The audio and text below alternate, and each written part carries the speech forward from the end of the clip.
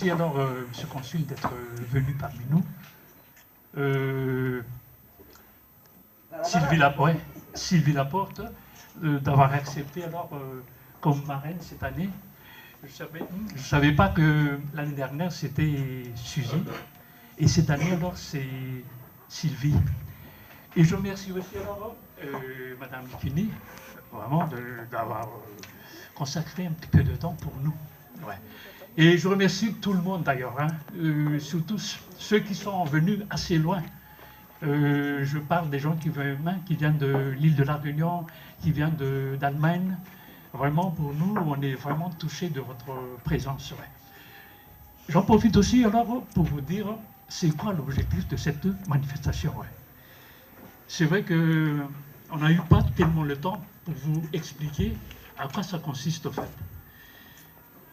La route de chocolat, au départ, c'était la route de chocolat. Pourquoi la route de chocolat, ouais. Pour vous dire alors que, comme vous savez bien, nous alors, à Sassou, France-Madagascar, on a créé un centre de formation à Madagascar, ça fait 9 ans.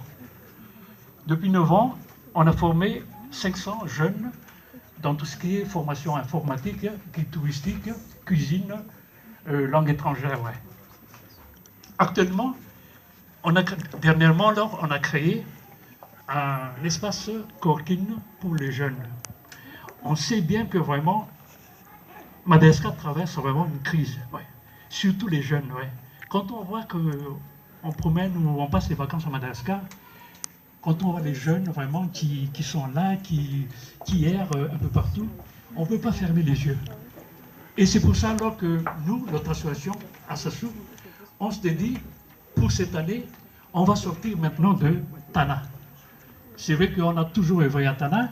Cette année, on va prendre la direction du nord, c'est-à-dire de Tana jusqu'à Nusipe, en passant par Maïvatanan, Ansui, Ambanza et Nusipe. Qu'est-ce qu'on va faire alors dans les villes d'étape? Dans chaque ville d'étape, alors, nous allons créer, comme on avait fait il y a 9 ans, à Tana, un centre de formation à base informatique. Je prends le cas de Maïvatanan. On va créer un centre de formation à Maïvatanan, un centre de formation informatique au départ, mais une formation aussi en installation de panneaux voltaïques. Pourquoi? Parce que dans le coin de Maïvatanan, ça existe maintenant, une ferme des panneaux solaires. Et du coup, on s'est dit, c'est pas normal que c'est des sociétés étrangères qui gèrent, qui gèrent et en même temps qui fait la maintenance de toutes ces installations. Et d'où alors, à Maïvatanan, on va essayer, avec le pouvoir public, d'installer aussi une formation en énergie renouvelable, dont la spécialité, c'est l'installation des panneaux solaires. Ensuite, on va essayer alors, on est actuellement en collaboration avec la Fondation Philbert Celan. Moi, je connais Philippe lorsqu'on a discuté, lorsqu'on a proposé le projet. Il est entièrement d'accord. Dommage aujourd'hui, il sera là que demain, on verra bien.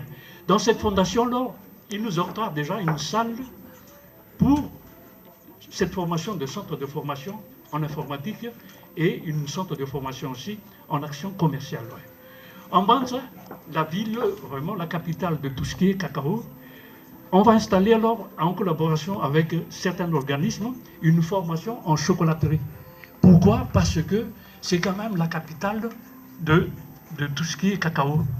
Et en Nusipe, on va terminer en Nusipe, on va essayer de créer aussi une boutique, mais une boutique commerciale, e-commerciale, c'est-à-dire e-commerce. Le pourquoi de tout ça, alors, c'est que, pourquoi la route de chocolat, ouais. Pas mal de gens nous ont demandé pourquoi la route de chocolat.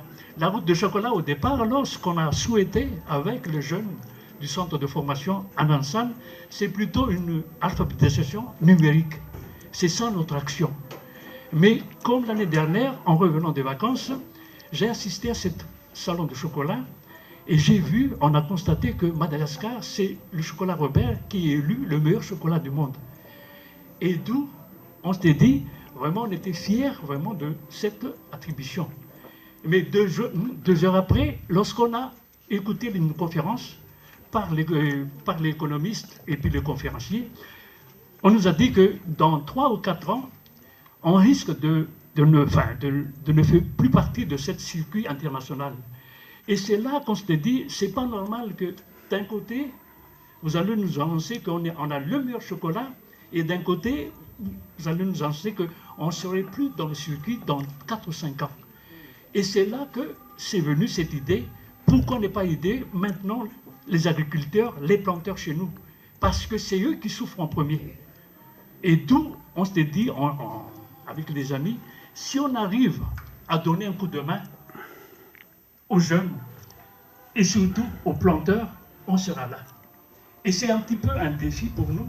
On a proposé alors le projet à certains organismes qui ont bien accepté de nous aider. Entre autres, Échange de solidarité de la RPP. Ils sont d'accord pour nous accompagner durant 4 ans pour la réalisation de tout ça. Et on souhaite aussi maintenant, on souhaite que chacun de nous, ne serait-ce qu'une tablette de chocolat pour les enfants, on ne vous demande pas grand-chose. Hein. On vous demande vraiment juste un geste. Actuellement, ce qui nous manque, c'est vraiment le geste envers ces gens qui sont défavorisés. Ouais. Et quand on voit qu'actuellement, ici, on a quand même les moyens, je dis que pas tout le monde, mais certains qui ont les moyens, ce qu'on demande, c'est vraiment un petit regard envers ces gens-là qui n'ont pas les moyens vraiment, même d'acheter une tablette de chocolat. Et le voyage alors, ce voyage solidaire, à quoi ça consiste? Ouais. On vous invite alors à pratiquer, à voyager avec nous. Et ça consiste, une partie de votre bagage sera consacrée à des matériels ou à des tablettes de chocolat pour ces gens-là. C'est-à-dire qu'à chaque étape, si chacun ramène 20 kilos de matériel pour le centre, on pense que dans 4 ans, on pourrait réaliser le projet. Et on continuera pour réaliser tout ça. Ouais.